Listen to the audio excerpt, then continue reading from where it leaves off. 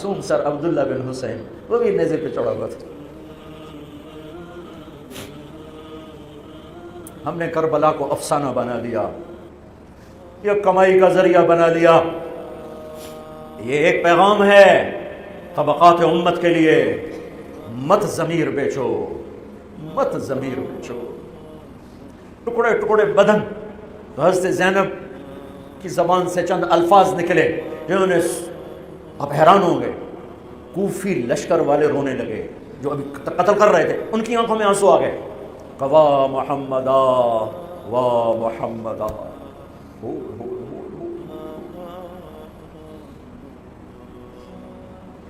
اے محمد مصطفیٰ، اے محمد مصطفیٰ، هذا حسین بالعراء مزمل الدماء مقطع الاعضاء. وا محمدا وا محمدا، اے محمد مصطفیٰ، اے محمد مصطفیٰ، بناتک السبایا ذریتک مقتلہ تصفی علیہا الریاح. آج حسین کی بارات ہے محمد مصطفیٰ، آج تیرے نواسے کی بارات ہے. آج اس نے اپنی بوٹیوں کا ہار گلے میں ڈالا ہے، اپنے خون کے قطروں سے بنا ہوا لباس پہنا ہے. آج وہ سرخ جوڑے میں بڑا حسین نظر آ رہا ہے، آج وہ سرخ جوڑے میں بہت پیارا لگ رہا ہے. اس کا جسم بکھرا ہوا ہے، اس کی بوٹیاں بکھر گئیں، اس کے بدن کے ٹکڑے ٹکڑے ہو گئے. آج اس کا لاشا پڑا ہے. یا ہے محمد مصطفیٰ، آج آپ کی بیٹیاں قید میں ہیں، آپ کی اولاد ذبح ہو چکی ہے، ان پر کفن ڈالنے کی اجازت نہیں دی تھی ان بدبختوں نے، تو تصفی علیہ الریاح، کوفے والوں نے کفن بھی نہیں دینے دیا، تو ہم ہوا نے مٹی اڑا کر آپ کی اولاد کو مٹی کا کفن پہنا دیا ہے. ہاں، یہ کٹا ہوا سر پھر صرف حسین کا ابن زیاد کے سامنے پیش کیا گیا تو اس نے منہ پہ چھڑی ماری، پھر چھڑی ماری، پھر کہنے لگا میں نے ایسا حسن نہیں دیکھا کہ مر کے بھی چہرہ مسکراتا چمکتا ہو. تو حضرت انس نے کھڑے ہو کر کہا او ظالم، یہ چھڑی یہاں سے ہٹا نہ کر، میں نے ان ہونٹوں پہ اللہ کے نبی کے ہونٹوں کو لگتے دیکھا ہوا ہے، نہ کر. کہنے لگا تو بوڑھا نہ ہوتا تو میں تیری گردن اڑا دیتا، تیری عقل خراب ہو گئی ہے. تو میں میری نہیں، تیری عقل بگڑی ہے، آنے والے دن تو دیکھے گا تیرے ساتھ کیا ہوگا. پھر یہی سر یزید کے سامنے رکھا گیا، اس نے منہ پہ چھڑی ماری تو زید ابن ارقم کھڑے ہو گئے، کہنے گے نہ کر، میں نے ان ہونٹوں پہ نبی کے ہونٹوں کو لگتے دیکھا ہوا.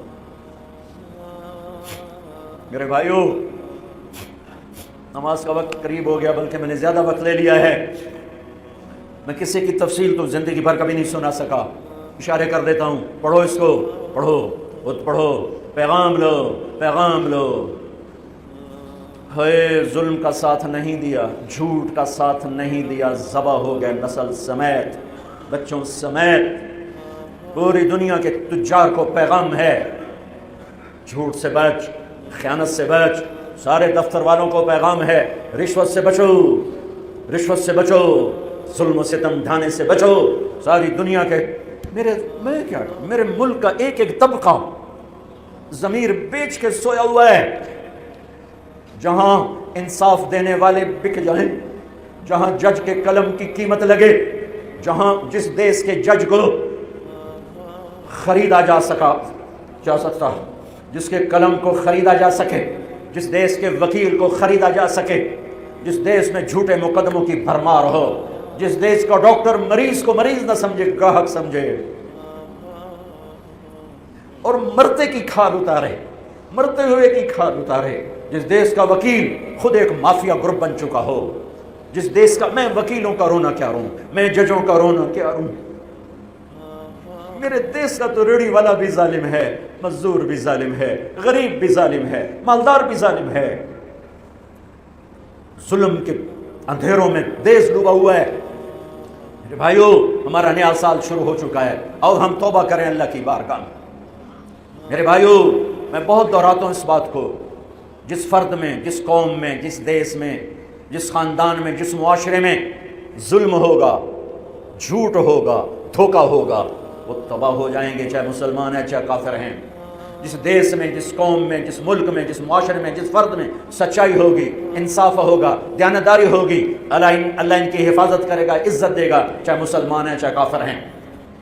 دنیا کی عزت ضرور ملے گی، کفر کے ساتھ ملے گی، کہ سچائی، دیانتداری، عدل و انصاف اور اللہ سایہ کر دیتا ہے، چاہے کفر ہے چاہے اسلام ہے، موت تک۔ کافر ہے تو موت تک، موت کے بعد ایمان کا فیصلہ ہے، لیکن اگر ایمان ہے تو یہ جہان بھی بن گیا، وہ جہان بھی بن گیا۔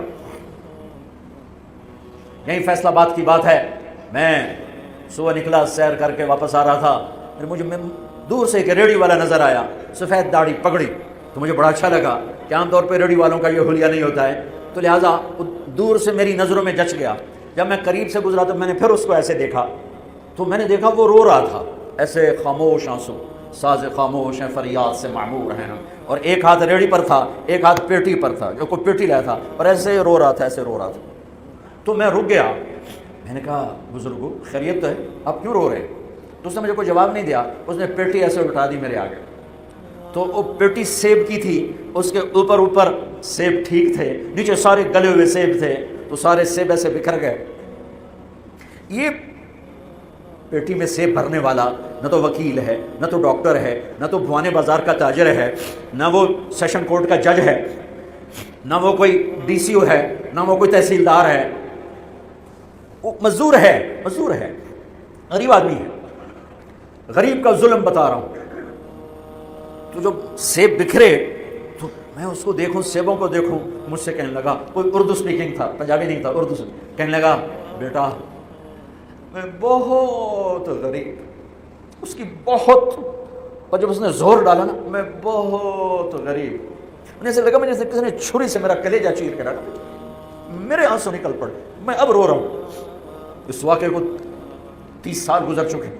بیٹا میں بہت غریب ہوں، صبح منڈی جاتا ہوں، ایک پیٹی لاتا ہوں، شام تک بک جاتی ہے، بچوں کے لیے تازہ آٹا لے کے جاتا ہوں، آج کسی نے میرے بچوں کی روٹی مجھ سے چھین، آج کسی نے میرے بچوں کی روٹی مجھ سے چھین۔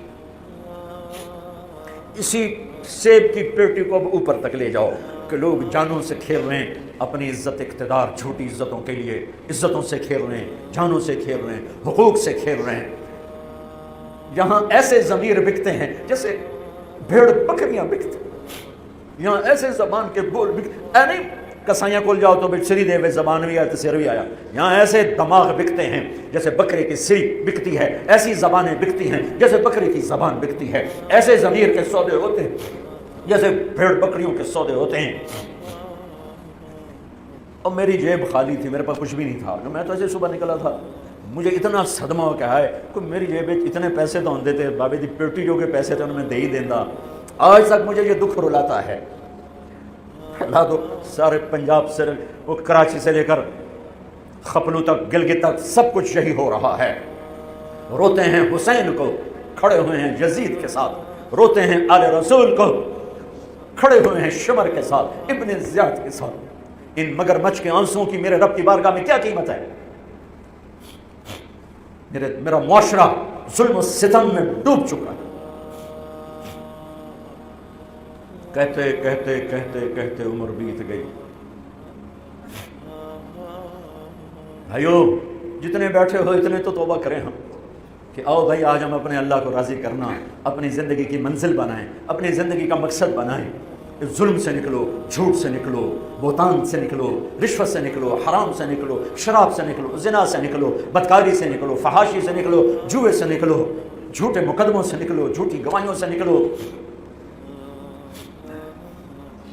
قتیبہ بن بکار کی مجلس میں مصر کا بادشاہ واز سنتا تھا، 18 برس آتا رہا، 18 برس، اور ہر سال 1000 دینار، 1000 دینار ان کو گفٹ کرتا تھا، 1000 دینار، کوئی 10 کروڑ روپیہ بنتا ہے، 1000 دینار۔ 18 سال کے بعد ایک فتوے پہ دستخط مانگے کہ یہاں سائن کر دیں، فتویٰ غلط تھا، انہوں نے کہا مولوی نو 18,000 دینار دیتے کیوں نہیں کرے گا؟ انہوں نے فرمایا یہ تو شرعن خلاف ہے، میں کیسے دستخط کروں؟ وہ کہنے لگا کرنے پڑیں گے، کہ میرا ضمیر نہیں تم ایسے خرید سکتے، میں نہیں کروں گا۔ کہنے لگا میرے 18,000 دینار واپس کر۔ 18,000 دینار اربوں روپیہ بن چکا ہے۔ انہوں نے کہا مولوی بھوکھا ساڈا کھاوے تو ساڈے کو سر چاوے. کہنے کے ٹھیک ہے. گھر گئے, 18 تھیلیاں 1000 دینار کی, ان کے رسی بھی گرا بھی نہیں کھولی تھی, گرا پہ سرکاری مہر ہوتی ہے, وہ مہر بھی نہیں ٹوٹی ہوئی تھی, جیسی تھی ویسی لا کر اس کے سامنے رکھ کے کہا تو میرے ایمان دا مول اتنا ہی لایا اے 18,000, نکل جا میری مجلس سے جو کم وقت, تو نے مجھے 18,000 میں خریدنا چاہا, تو نے میرے ایمان کی قیمت یہ لگائی تھی. جیسے وہ پڑا تھا اس کے منہ پہ مار دیا. بھائیو ایسا اللہ سے ایمان مانگو, ضمیر مانگو جو اللہ پہ تو قربان ہو, لیکن ان سکوں پر نہ بک جائے, ان ٹھیکروں پر نہ بک جائے. نیت کرتے ہو سارے, توبہ کرتے ہو میرے ساتھ, کہو یا اللہ میری توبہ, پھر کہو یا اللہ میری توبہ, پھر کہو یا اللہ میری توبہ. پکی ہے تو اللہ کے ہاں قبول ہے, چونکہ میرے رب کو توبہ جیسے پسند ہے. سبحان اللہ. اور میری تمہاری تو عمر ہی کوئی نہیں ہے. میرا رب کہتا ہے میرا بندہ اتنے گناہ کر کہ زمین سے اٹھا کر آسمان کی چھت کو لگا دے, یہاں سے اٹھا کر آسمان کی چھت کو لگا دے, پھر صرف ایک دفعہ کہنا یا اللہ معاف کر دو, میں ساری معاف کر دوں. ہمارے گناہوں کی تو حیثیت ہے کوئی. میں نے مینچسٹر میں بیان کیا, آخر میں ایسے توبہ کروائی تو ایک نوجوان آ گیا, لاہور کا تھا. کہا جی مولانا صاحب یہ گناہ معاف ہو گئے سارے؟ میں نے کہا ہاں. یہ توبہ پہ ہو گئے؟ واقعی ہو گئے. میں نے کہا بالکل. جی میں نے بہت گناہ کیے ہیں, سارے معاف ہو گئے؟ میں نے کہا بالکل ہو. جی میں نے بہت کیے ہیں. میں نے کہا بیٹا تیری تو عمر ہی کوئی نہیں, تو نے کتنے کیے ہوں گے؟ تو رب کی رحمت کو جانتا نہیں. ہمارے بر صغیر کا معاملہ ڈراتے زیادہ ہیں, اتنا اللہ سے ڈرایا کہ اللہ سے جدائی کر دی, اللہ سے بھگا دی. ایک دفعہ ایک آدمی کہنے لگا تسی مولویاں ساڈے کولوں ساڈا رب بھی کھو لیا. بہت مالدار آدمی تھا. تسی مولویاں ساڈے کولوں ساڈا رب بھی کھو لیا, تسی سانو رب کولوں اتنا ڈرایا کہ اسی ہن آنے پتہ نہیں ساڈا اس کر